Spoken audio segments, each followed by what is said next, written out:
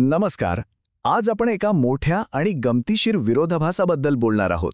तंत्रज्ञान जे आपल्याला एकमेकांच्या जवळ आणण्यासाठी बनवलं गेलं, तेच आज आपल्या नात्यांना एक अगदी नवीन आणि अनपेक्षित वळण देत आहे. आणि हाच तो आजच्या काळातला सगळ्यात मोठा प्रश्न आहे, नाही का? तंत्रज्ञानाने वचन दिलं होतं की आपण सगळे जोडले जाऊ. मग तरी असं का होतंय की अनेकांना आतून एकटेपणाची भावना वाढत चालल्यासारखी वाटते? तर मग हा जो एकटेपणा आहे, तो नक्की कसा असतो? तो आपल्याला रोजच्या आयुष्यात कुठे आणि कसा जाणवतो?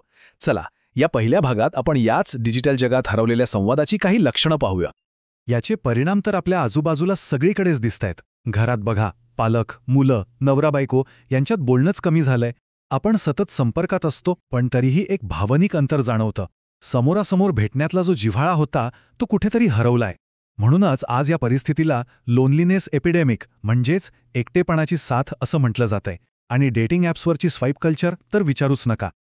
पण एक मिनिट, आपण इथपर्यंत पोचलोच कसे? म्हणजे हे सगळं काही एका रात्रीत तर घडलं नाही, बरोबर?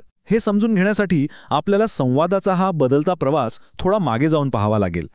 बघा, ही गोष्ट सुरू झाली साधारण 1876 मध्ये, जेव्हा बेलच्या टेलिफोनने अंतर कमी केलं. मग आले टीव्ही, ज्यांनी जगातल्या कल्पना आपल्या घरात आणल्या.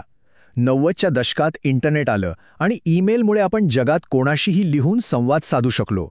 आणि 2007 मध्ये आला स्मार्टफोन, ज्याने आपल्याला 24 तास ऑनलाईनच ठेवलं.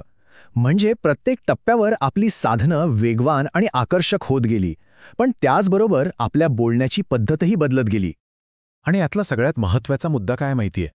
जसं जसं आपल्या संवादाचा स्पीड वाढत गेला, तशी तशी त्यातली जी भावनिक खोली होती ना, तिच्यासमोर एक मोठं आव्हान उभं राहिलं. या बदललेल्या संवादाचा थेट परिणाम आपल्या नात्यांच्या कल्पनेवर झाला आहे. एकेकाळी आपण सिनेमांमध्ये जी नाती बघायचो ती आपल्याला खरी वाटायची, आदर्श वाटायची. पण त्या सिनेमातल्या नात्यांमध्ये आणि आजच्या वास्तवात किती मोठं अंतर आहे.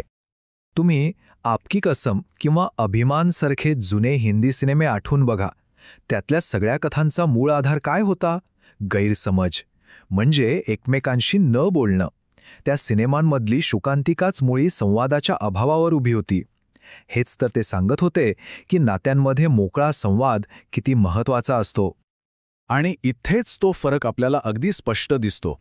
तेव्हाची नाती जी खोल होती, ज्यात संयम होता, जी विश्वासावर टिकायची, आणि आत्ताची स्वाईप कल्चरमधली नाती, जी वरवरची, वेगवान, फक्त प्रोफाईल बघून ठरतात आणि अनेकदा तितक्याच सहजपणे तुटतात. आणि असं नाही की याचा परिणाम फक्त प्रेमसंबंधांवर होतोय. आपल्या कामाच्या ठिकाणी बघा, झूम आणि स्लॅकमुळे सहकाऱ्यांसोबतचा तो खरा मानवी संवाद कमी झालाय. सोशल मीडियावरचे लाईक्स म्हणजे काही खरी आपुलकी नव्हे. आणि ह्या सततच्या नोटिफिकेशन्समुळे मानसिक ताण तर वाढतोच आहे, सोबतच शांतपणे बसून काहीतरी वाचण्याची, विचार करण्याची सवयी कमी होत चालली आहे. मग आता प्रश्न उरतो की यातून बाहेर कसं पडायचं? या डिजिटल जगात तो खरा, जिवंत संवाद परत कसा मिळवायचा? सुदैवाने यावर काही खूप सोपे आणि इंटरेस्टिंग उपाय आहेत, जे आपल्याला पुन्हा एकदा संतुलन साधायला नक्कीच मदत करू शकतात. यातला सगळ्यात प्रभावी आणि पहिला उपाय आहे डिजिटल डिटॉक्स. फक्त कल्पना करून बघा, आठवड्यातला फक्त एक दिवस सोशल मीडिया नाही, ईमेल नाहीत, सततचे मेसेजेस नाहीत. त्याऐवजी बाहेर फिरायला जाणं, निसर्गात वेळ घालवणं, स्वतःसोबत आणि आजूबाजूच्या लोकांसोबत वेळ घालवणं, हा एक छोटा बदलही खूप मोठा फरक घडवू शकतो. आणि रोजच्या जगण्यातही एक छोटासा बदल करता येतो. निदान जेवताना तरी आपण सगळ्यांनी मिळून फोन बाजूला ठेवू शकतो, नाही का? दिवसातून फक्त 1 तास एक नो स्क्रीन झोन तयार केला तर संवादाची सवय आपोआप परत येईल. याशिवाय तर खूप काही करता येतं. आपण जुन्या काळातल्या गोष्टी पुन्हा एकदा सुरू करू शकतो. मित्रांना जमवून एखादी वाचनसंध्या आयोजित करणं, किंवा चक्क कोणाला तरी पत्र लिहिणं, ब्लॉक प्रिंटिंग किंवा स्केचिंगसारख्या कलांमध्ये गुंतून जाणं, किंवा मग घरातल्या घरातच एखादं छोटंसं नाटक बसवणं. किती मजा येईल, नाही का? तर या सगळ्या उपायांमधून एक गोष्ट आपल्या लक्षात येते. या डिजिटल युगात नाती पुन्हा जोडण्यासाठी आपल्याला एका नव्या विचाराची, एका नव्या दृष्टिकोनाची गरज आहे. म्हणजे नक्की काय करायचं?